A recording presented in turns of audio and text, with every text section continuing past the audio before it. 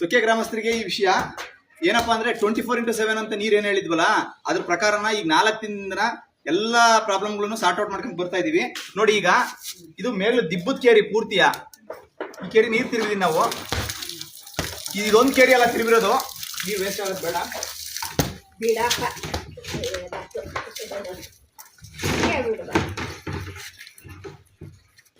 ಯಾಕೆ ತೋರಿಸ್ತು ಅಂದ್ರೆ ಇಷ್ಟು ಪ್ರೆಷರ್ 5ರಿಂದ 6 ಕೇರಿಗೆ ತಿರುಗಿರೋದು. 6 ಕೇರಿಗೆ ಪೂರ್ತಿ ಬರ್ತಾ ಇದೆ. ಇನ್ನೊಂದು 2 ಕೇರಿ ತಿರುಗಿದ್ರೆ ಇಡೀ ಊರು ಮುಗಿದೋಯ್ತು. ಪ್ರೆಷರ್ ಬರ್ತಾ ಇದೆ,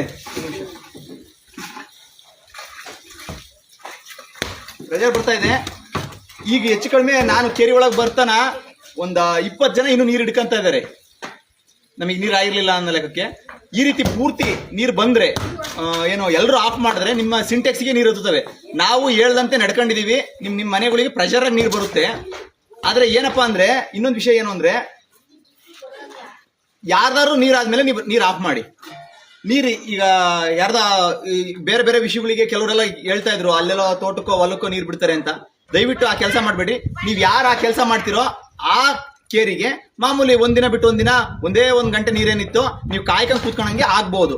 ನೀವು ಜವಾಬ್ದಾರಿ ಯಾರು ತಾಣಲ್ಲೋ ಆಯಾ ಕೇರಿನ ಬಂದ್ ಮಾಡ್ತೀವಿ. ಜವಾಬ್ದಾರಿ ತಗೊಂಡರಿಗೆ ಹಿಂಗೆ ಬೆಳಗ್ಗೆಯಿಂದ ಸಂಜೆವರೆಗೂ ನೀರು ಇರ್ತವೆ. ನೀವು ಈಗ 1 ನಿಮಿಷ ಆಂಟಿ 6 ಗಂಟೆಗೆ 7 ಗಂಟೆಗೆ ನೀರು ಬಿಡ್ತಾರೆ ಅಂತ ಕಾಯ ಅವಶ್ಯಕತೆ ಇಲ್ಲ. ಬೆಳಗ್ಗೆ 6ರಿಂದನೂ ಸಂಜೆ ತನಕ ನೀರು ಇರುತ್ತೆ. ನೀವು ಬೇಕಾದ ನೀರು ಇಟ್ಕೊಳ್ರಿ. ಇದರಿಂದ ಏನಾಗುತ್ತೆ ಅಂದ್ರೆ ನಿಮ್ ಸಿಂಟೆಕ್ಸಿಗೆ ನೀರು ಹೊಡಿ ಅಂತ ಏನು 300 HP ನೀರು ಕರೆಂಟ್ ಇಡೀ ಊರು ಬಳಸಿ ಮೇಕ್ ಹೊಡಿತಿದ್ರಲ್ಲ ಅದು ಉಳಿಯುತ್ತೆ. ಮತ್ತೆ ನಿಮ್ ದೊಡ್ಡ ದೊಡ್ಡ ಸಂಪ್ ಮಾಡ್ಕೊಳ್ಳೋದು ಉಳಿಯುತ್ತೆ. ದೊಡ್ಡ ಟ್ಯಾಂಕ್ ಕಳ್ಕೊಳ್ಳೋದು ಉಳ್ಕೊಳುತ್ತೆ.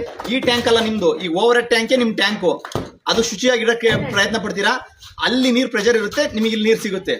ಅದು ಬಿಟ್ಟು ಇನ್ನೊಂದು ಟ್ಯಾಂಕ್ ಆಗ್ತಿಲ್ಲ ಒಂದಿನ ಬಿಟ್ಟು ಒಂದಿನ ನೀರು ಅಂತ ಇನ್ನೊಂದು ಟ್ಯಾಂಕಿಗೆ ಬಂಡವಾಳ ಹಾಕೋದು, ಸಂಪ್ ಮಾಡೋದು, ಓವರ್ ಹೆಡ್ ಟ್ಯಾಂಕಿಗೆ ನೀರು ಹೊಡ್ಕೊಳ್ಳೋದು ಇದೆಲ್ಲ ಇರಲ್ಲ.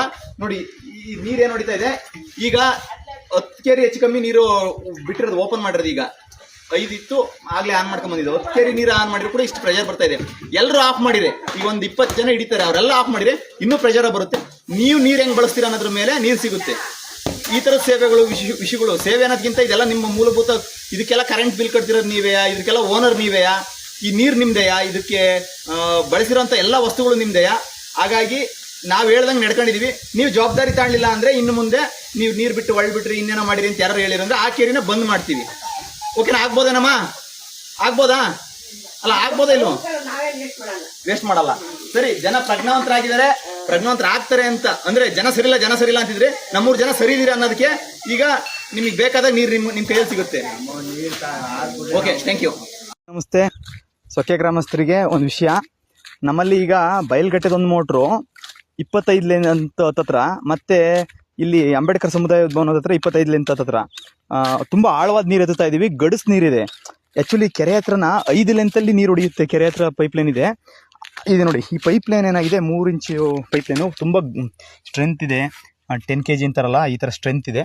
ಇದು ಜಮೀನೊಬ್ಬರು ಬೇರೆಯವ್ರು ತಗೊಂಡು ಮಣ್ಣು ಹೊಡಿಬೇಕಾದ್ರೆ ಈ ರೀತಿ ಆಗೋಗ್ಬಿಟ್ಟಿದೆ. ಈಗ ನಾವು ಸೊಲ್ಯೂಷನ್ ನೋಡೋಣ. ಗುದ್ದಾಡೋದು ಜಗಳಾಡೋದಕ್ಕಿಂತ ಸೊಲ್ಯೂಷನ್ ನೋಡ್ತಾ ಇದ್ದೀವಿ.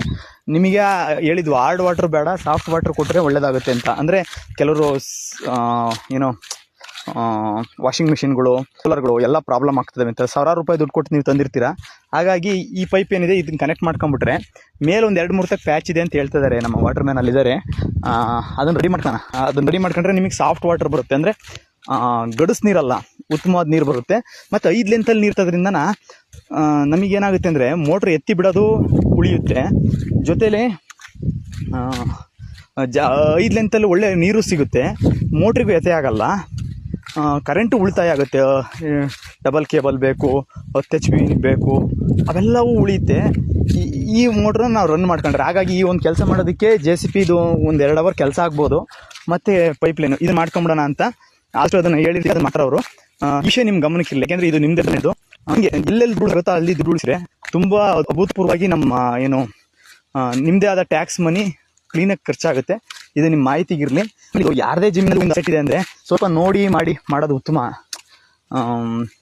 ಹಾಗಾಗಿ ಇದು ನಮ್ಮೂರು, ನಮ್ಮ ಜವಾಬ್ದಾರಿ ಎಲ್ಲರಿಗೂ ಬರಬೇಕು.